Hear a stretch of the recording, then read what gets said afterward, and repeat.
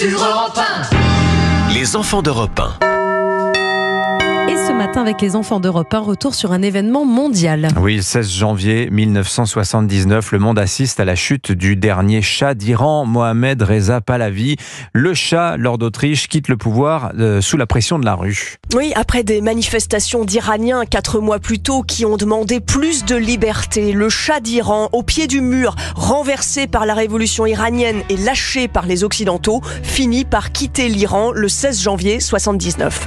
Pendant 38 ans, l'abominable Savak a impunément emprisonné, exécuté, torturé. Des milliers d'Iraniens descendent dans les rues et hurlent leur joie. Les statues du Shah sont démolies et le journaliste d'Europe 1, François Ponchelet, est littéralement embarqué dans les manifestations. J'essaie de sortir de cette manifestation, mais c'est impossible. Voilà maintenant qu'ils me prennent par les jambes. Ils sont en train de me porter en triomphe au milieu de la place publique. Viva Khomeini!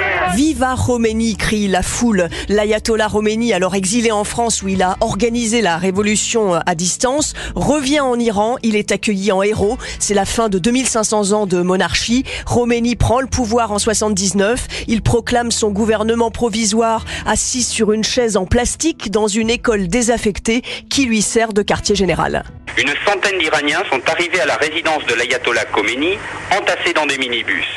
Tous avaient le visage réjoui. Et lorsque l'ayatollah est venu pour la prière, ils lui ont fait une huée d'honneur, l'applaudissant et chantant « Allah Akbar, Dieu est grand ». Mais l'enthousiasme retombe vite. C'est un régime islamiste pur et dur qui s'installe sous Khomeini. Si le Shah est parti, la situation n'a pas changé. La vie est toujours aussi difficile, l'essence et le fioul font toujours autant cruellement défaut, des dizaines de milliers d'ouvriers sont en chômage forcé, bref, triste lendemain de fête. Et le Shah d'Iran meurt, lui, 1 an plus tard, en 1980, en Égypte, dans la banlieue du Caire. Merci, lord d'Autriche. Il est l'heure de jouer avec Europe.